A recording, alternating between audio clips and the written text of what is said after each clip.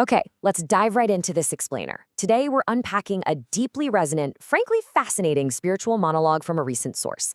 And it completely challenges how we view our own struggles, those frustrating waiting periods, and the hidden personal growth we don't even realize is happening. Listen, if you've ever felt like all your efforts are just invisible, or that you're stuck in this endless season of waiting, the material we're looking at today offers a truly powerful alternative perspective. So let's map it all out. The source material hooks us right out of the gate with this incredibly profound question. What is happening inside of you that you have not yet found the words for? It's asking us to just pause for a second, bypass our analytical brains, and really check in with our quiet intuition. It wants this question to land somewhere deeply personal. It's skipping right past the parts of our brain that just want to spit out the right answer and reaching way down into our actual lived experience. So, Section 1. The reality of unseen growth, the quiet transformation beneath ordinary days. Now, this concept completely redefines strength. It suggests that simply surviving heavy, difficult periods silently builds what it calls spiritual muscles. But here's the really fascinating distinction. You know how physical muscles ache and burn to let you know they're growing? Well, spiritual muscles grow invisibly. You literally don't feel them developing. Instead, they just simply appear, fully formed on the exact day you finally need them. It's such a powerful validation for anyone who's just feeling worn down by pure endurance. Think for a moment about how we heal from deep trauma. The text points out that our deep wounds might never actually shrink. Instead, you grow around the wound. It's exactly the way a tree grows around a rusted nail driven into its bark. The nail is still there, right? But the tree is no longer defined by it. It's defined by those resilient, strong rings of growth that surround it. Let's move on to Section 2, reframing delays as preparation, shifting the perspective on unanswered prayers. Let's be honest with ourselves. Absolutely nobody likes a delay. We are naturally terrible at waiting, and we usually view it as a punishment. We feel abandoned, we get super angry at timelines, or we start questioning our own self-worth. But the source urges us to totally flip that script. It wants us to view delay as construction. These agonizing waiting periods, they're actually vital times where your capacity is actively being built and your vessel is being prepared. Because think about it, if a blessing or a desired outcome arrived way before you were truly ready for it, it might actually destroy you. Getting what you want immediately means receiving it as a smaller version of yourself, right? You'd be totally unable to properly steward the gift. In this light, a delay isn't a denial at all.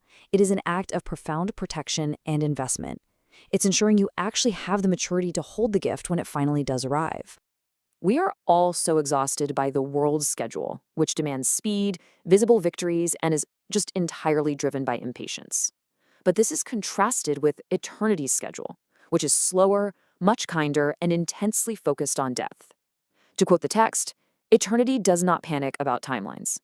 I mean, what an incredibly liberating thought when you're feeling totally crushed by modern expectations. Bringing us to Section 3, unseen support in the dark. Counting the small graces. We all suffer from this very specific blind spot. It's this intense tension between the big maybe and the small yeses. Our deep, desperate hunger for one massive, specific outcome, that big maybe, completely blinds us to the chorus of small, quiet miracles that are happening around us every single day.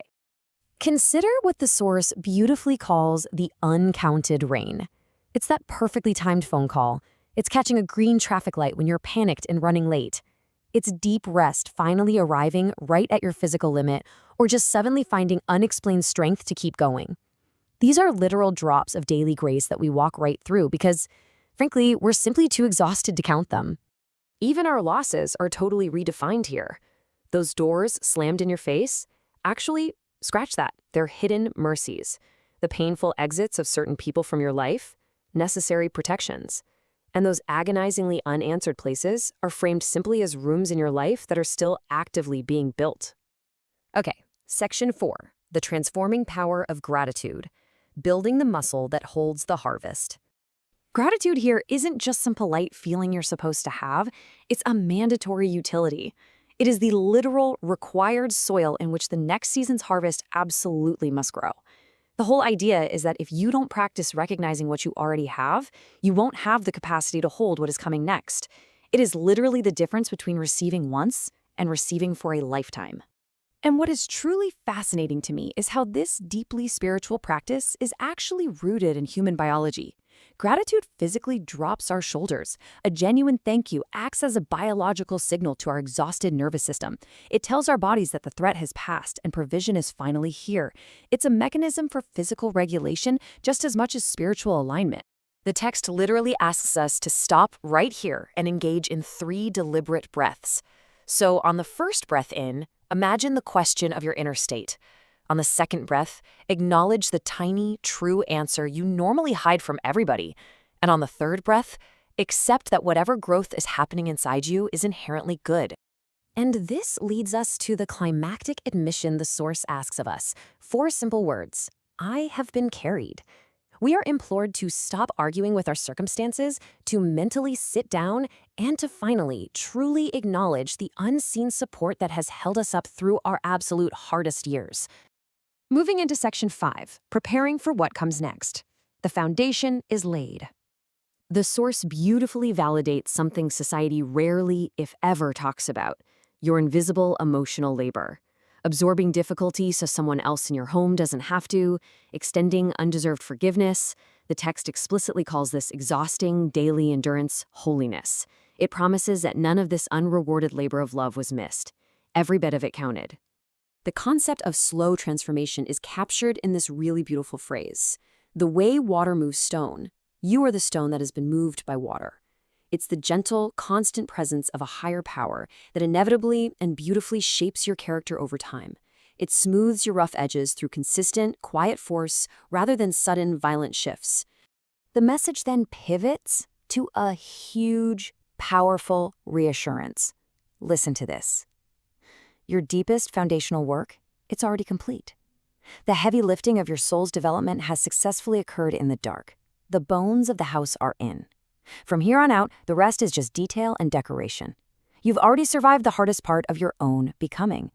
So we leave you with the Source's final, incredibly provocative challenge to speak your own name aloud right now. In doing so, the text says you are actively claiming this unseen growth, honoring the unseen architecture of your soul, and officially preparing your vessel for whatever incredible chapter comes next. So I have to ask you, based on everything we've uncovered in this explainer today, are you ready to recognize the growth that has been hiding in plain sight?